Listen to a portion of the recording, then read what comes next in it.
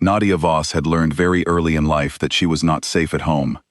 She was 22 years old, and the house she grew up in was never quiet in a good way. It was quiet the way a storm is quiet before it breaks. Her father, Marcus Voss, was a man who had been slowly losing everything for years: his money, his pride, his good name. And instead of facing his losses, he found other ways to manage them. He drank. He made bad deals. He borrowed from people he should never have borrowed from. On a Tuesday night in late October, he called Nadia into the kitchen. She came in and stood near the doorway. She had learned not to sit down unless she was told to. The kitchen light buzzed above them. Her father was sitting at the table with a glass in his hand, and across from him sat a man she did not recognize. The man was quiet and well-dressed, and looked at her the way someone looks at something they are about to buy. Her father did not meet her eyes when he spoke. He told her that he owed a large debt to a man named Dorian Vane. He told her that he had nothing left to give. He told her that the man sitting across from him was Dorian Vane's representative, and that an arrangement had been made. She would go to the Vane estate. She would live there until the debt was resolved. Everything had already been decided. Nadia stood very still. She did not cry. She did not raise her voice. She looked at her father for a long moment, and what she felt was not shock. Because somewhere deep inside her, she had always known something like this was coming. What she felt was a strange, heavy sadness, the kind that comes when you finally stop hoping that someone will be different. She went to her room. She packed what she owned into one small bag. She came back to the kitchen, looked at her father one final time, and walked out the front door on her own. If she was going to leave, she would leave standing up. The car that came for her was black and clean and silent. The drive took 40 minutes. Nadia watched the city disappear behind her, and then the suburbs, and then there was nothing but open road and trees and the dark. She held her bag in her lap, and kept her breathing slow and steady, because she had learned that panic was a luxury she could not afford. The Vane estate appeared at the end of a long private road. It was large and old, built from dark stone, surrounded by trees that had been growing for 100 years. There were lights on inside. It looked like a place that had seen many things, and kept all of them to itself. She was brought inside by a woman named Elena, who was kind and efficient, and did not treat Nadia like a guest or a prisoner, but simply like a person who had just arrived. Elena showed her to a room on the second floor. It was clean and warm, with a window that looked out over the back garden. There were fresh towels and a pitcher of water on the table. Elena told her that dinner would be at 7 if she wanted it, that she was welcome to anything in the kitchen, and that Mr. Vane would speak with her in the morning. Then Elena left, and Nadia sat on the edge of the bed and looked at her hands and breathed. She had expected worse. She did not know what to do with the fact that it was not worse. She met Dorian Vane the next morning. He was not what she had imagined. She had heard stories about him. Everyone in the city had heard stories. They said he was dangerous. They said he was cold. They said that men who crossed him did not get second chances. Looking at him across the breakfast table, she believed all of it. He was tall and dark-haired, with the kind of face that was difficult to read, not because it was empty, but because it was very carefully controlled. He was perhaps 32. He sat at the head of the table with a cup of coffee and a newspaper, and when she walked in, he looked up at her and set the paper down. He did not smile, but he did not look at her the way that man in her father's kitchen had looked at her. He looked at her like she was a person. He told her to sit down. She sat. He told her that he understood the circumstances that had brought her here, and that he wanted to be clear about something immediately. She owed him nothing. The debt was her father's debt, not hers. She was not here as payment. She was here because his representative had seen the situation and had brought her to a place where she would be safer than where she had been. She was free to move around the estate. She was free to go into the town, and when she was ready to leave and start somewhere new, he would help her do that. Nadia stared at him. She said slowly, that she did not understand. He said that was fine. He picked up his newspaper again.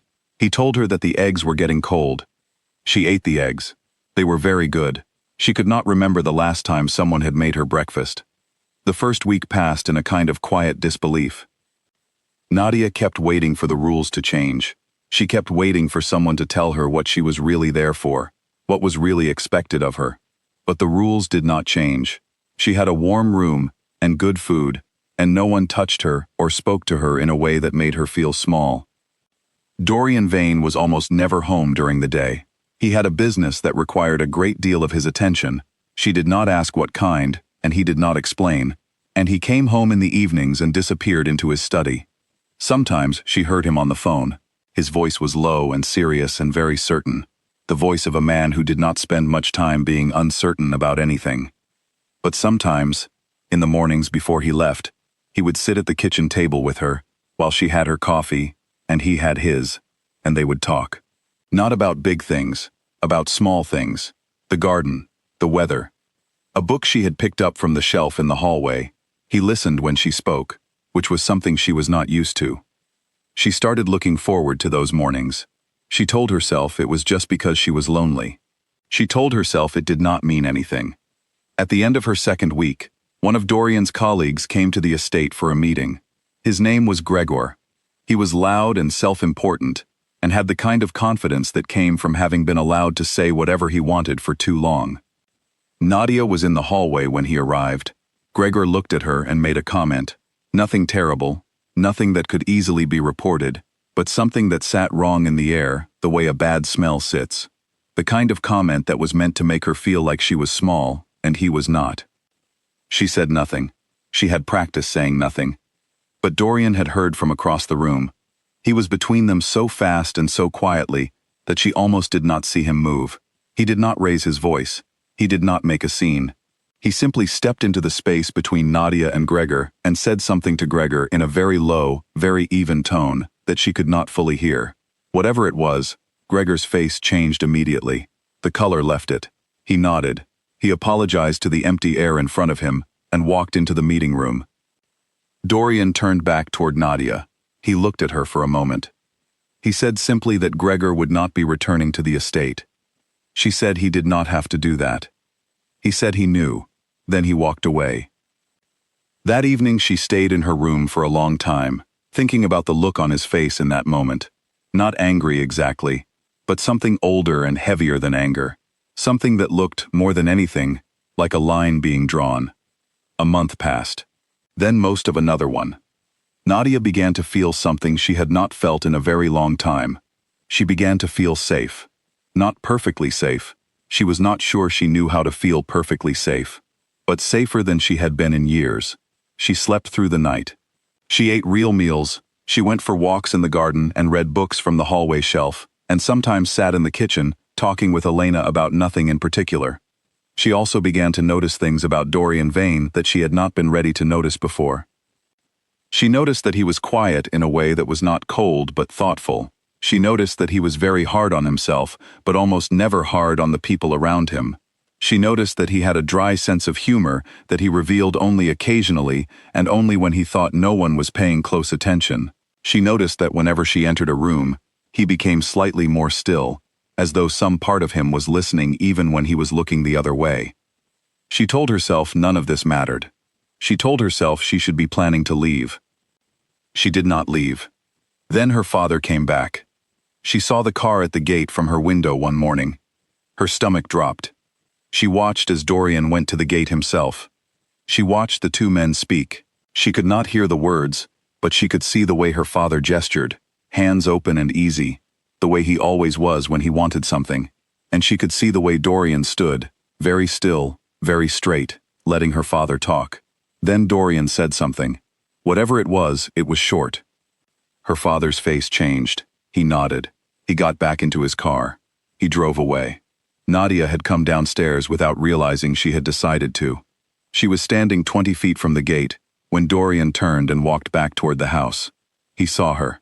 He did not stop walking. He passed her and said, without looking at her, that her father would not be coming back. She believed him. She was not sure why that was the thing that broke her open.